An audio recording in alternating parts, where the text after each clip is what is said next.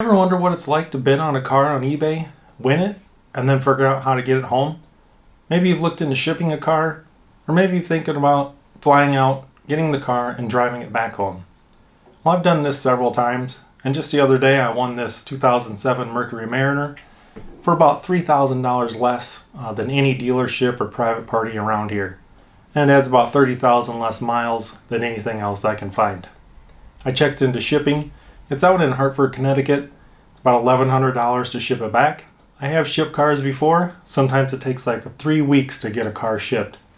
And sometimes they'll show up 10 o'clock at night, expect you to get out of bed, meet them at a parking lot or a Walmart somewhere, to unload your car and drive it home. So I'm going to fly out to Connecticut from O'Hare International and drive it back. I'm going to bring the GoPro along so you guys can see the entire process. At the end of the video, I want to give you some tips on how to make this transaction a little easier.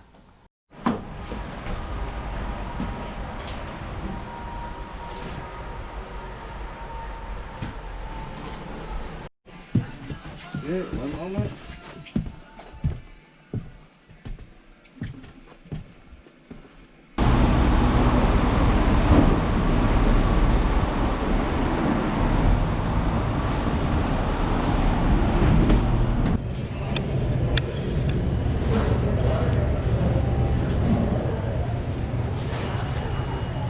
So it looks like O'Hare is not very busy today.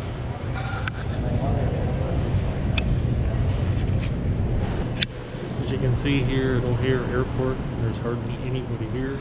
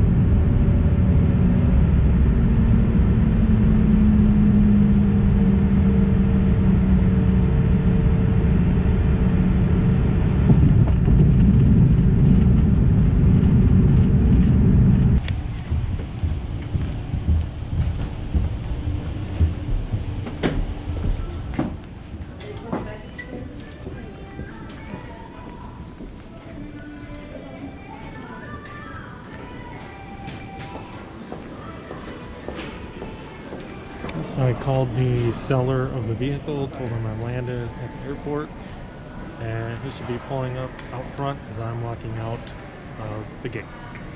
I'm just getting ready to leave the seller's house and head on back home. Just going through Hartford, Connecticut, on my way back to Illinois. Trying to do about 200 miles at a time and stop and get some fuel and stretch a little bit. Hi, welcome to service. How can I get started for you? Hi, can I get two 16-ounce cappuccinos with skim milk? That's it. Nothing like a good burrito on your on the road. So I'm gonna head into Pancheros, grab myself a burrito.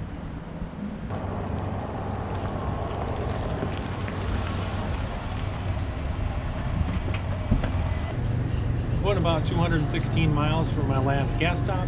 If I need to get out, stretch my legs, go inside, get myself a bottle of water. I still have plenty of gas left. About every 200 miles is a good stopping point.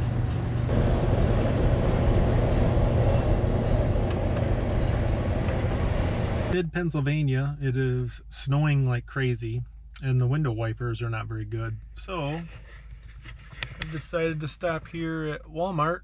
I'm gonna run in and get some new wipers, put the wipers back on, and get back on the road. I've been driving for about 7 hours, almost to Cleveland, Ohio. I'm gonna stop here at the Holiday Inn Express and sleep for maybe 4 or 5 hours.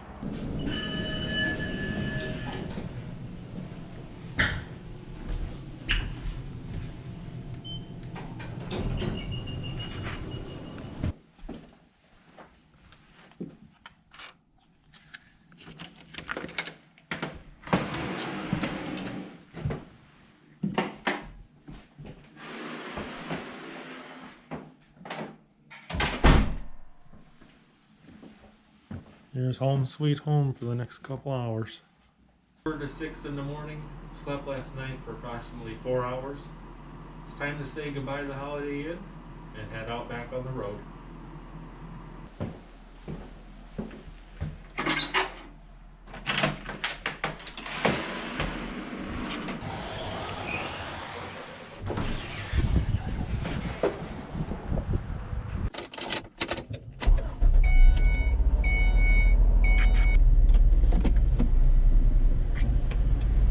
Got another gas stop, a little more than halfway home. It's about 6:30 in the morning on Sunday. I'm gonna go across the street to Dunkin', get some coffee and a donut, and hit back out on the highway. Morning, 7:58. Morning.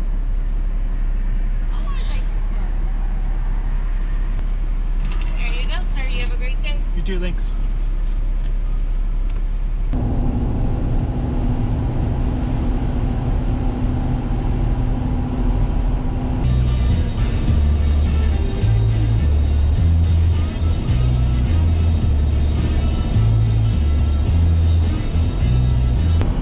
Gas light just came on. Time to look for a gas station, stretch my legs, and refill. I basically pulled into this gas station running on fumes. I was jamming out to some music. I passed a couple gas stations. Fuel light came on. I didn't listen to my own self. Rule: don't ever let your gas tank go below a quarter of a tank. Sometimes gas stations on the interstates are 40 miles apart. When you're going 80 miles an hour, the vehicle tends to burn a little more gas and start to get a little nervous when that gas light comes on. Gas and a little more coffee.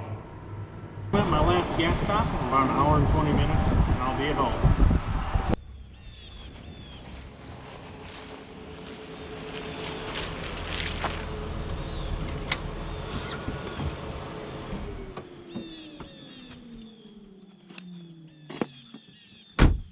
I made it back home. It's Sunday afternoon. I'm gonna go inside, lay down, take a nap. Here are the specifications for this trip. Bus ticket to O'Hare was $22. Airline ticket was $218 from O'Hare to Hartford, Connecticut. I departed Saturday morning at about 10:10 a.m. I arrived home Sunday afternoon around 2:45.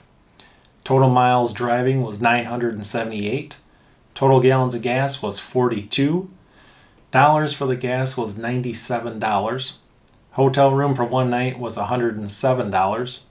Drank 8 grande cappuccinos. Stopped and had a couple fast food burgers. And total drive time was 15 and a half hours.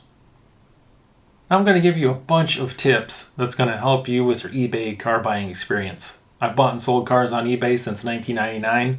It's January 2021. I've easily bought and sold over 60 cars on eBay, and all these tips are going to help you have a positive experience. My number one most important tip: if the seller doesn't talk to me on the phone, I avoid the car at all costs. I talk to the seller on the phone before I even place a bid. I'll send them a message, and I'll send them my cell phone number. Don't send it like 815-672-4329. If you send numerical digits, eBay messaging system will not send that message. You're going to have to type out the numbers. Instead of typing the number 8, EIGHT, and then put a dash. Type it out that way. Send a message to the seller you'd like to talk on the phone instead of sending messages back and forth, and ask him lots of questions. Has the car been sitting? How old is the battery? How old are the tires?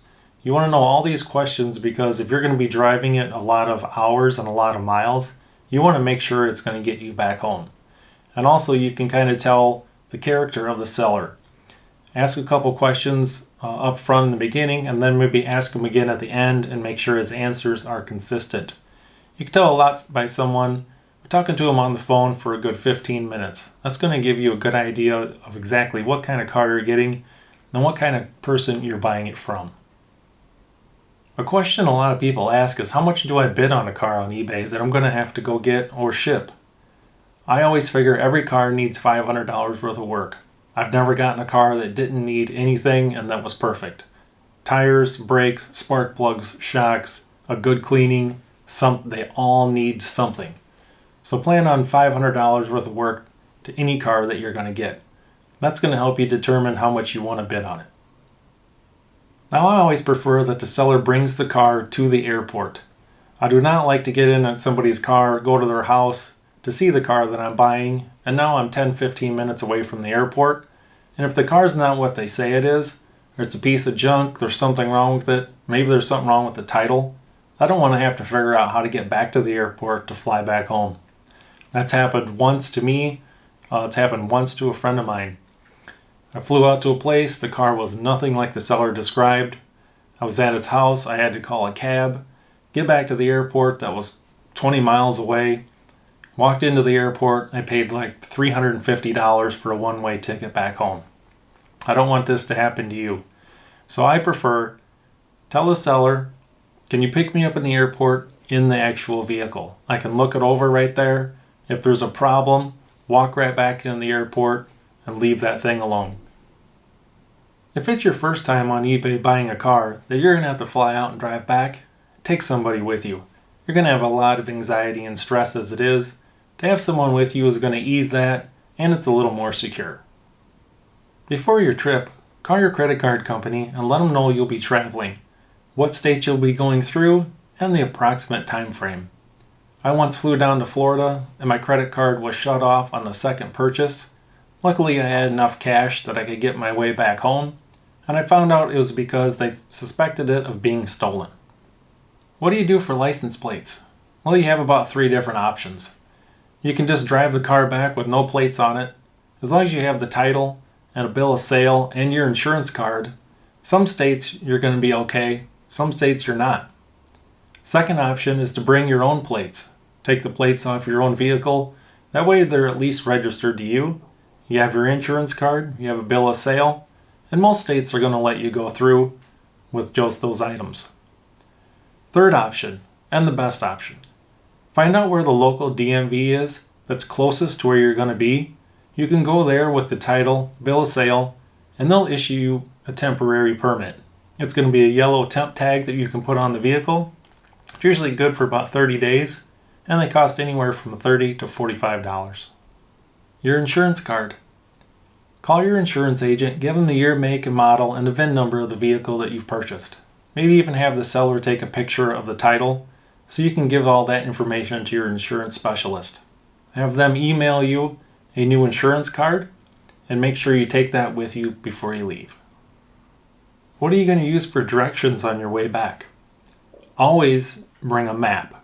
Bring a GPS or your phone or printed directions. I've been out in the boondocks of Texas where there was no GPS, no phone signal, but I always have brought my road atlas, and I found my way back home, at least until I got a signal with the GPS. If you don't have AAA, I highly suggest getting a AAA card. 1, you get discounts on hotels, and 2, if your vehicle does break down, you can call a number and you're usually towed within about 30 minutes. Now, out of all the years that I've been doing this, I've had 1 vehicle break down that I drove back from Florida, and it broke down about 200 miles from home. Now, I had AAA, didn't cost me anything to get it towed home, and is a good peace of mind.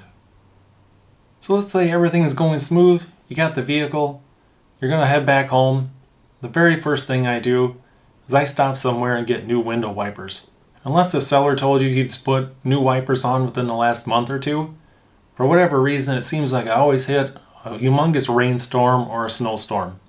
So stop at a local Walmart, or maybe just an Advanced Auto, something like that, and get yourself some new wipers and put those on. So what's the best way to pay for your car that you bought off eBay? Well, if you're going to have the car shipped, I recommend paying through PayPal and link a credit card. That's going to give you double protection. In case the car shows up and it's nothing like you expect, then you have PayPal and your credit card company to help fight to get your money back. If you're going to ship the car, that's probably the only way I would do it. I would not send a bank check. Definitely don't send a postal money order. If you're going to fly out, get the car and drive it back, you have a couple options. You could prepay through PayPal, same way. Always use a credit card if you're going to do it that way. But if you get there and the car's not what you expect, you can always fly back home, then you still have to try and get your money back. You can take cash. Now I can warn you, if you go through the airport with more than $10,000 in cash, they're probably going to search you, ask some questions. Usually when I go through and I have cash on me, I put it in my duffel bag, keep a close eye on it, and let it go through the x-ray machine. If you have it in your pocket, when they tell you to empty your pockets and you have all that cash, they will bring you aside and do a thorough search on you and ask where all that cash came from and what are you doing with it. And if that happens, make sure you have your eBay auction receipt. Let them know that you're going to get this car and show them the eBay auction of the car that you're going to get. And you may even want to show them that your bank receipt that you withdrew it out of your bank account. Another option, if the car is over $10,000, I never carry that much cash. I will get a certified bank check from my own personal bank. Now the seller may request your bank's number and maybe a picture of the check. It's going to have a serial number on it. So the seller can call your bank and verify that the check is going to be good. So he knows that when you get there, you're bringing a certified bank check that is legit. I hope this video was helpful and informational to you. Have a good, safe trip, and thank you for watching.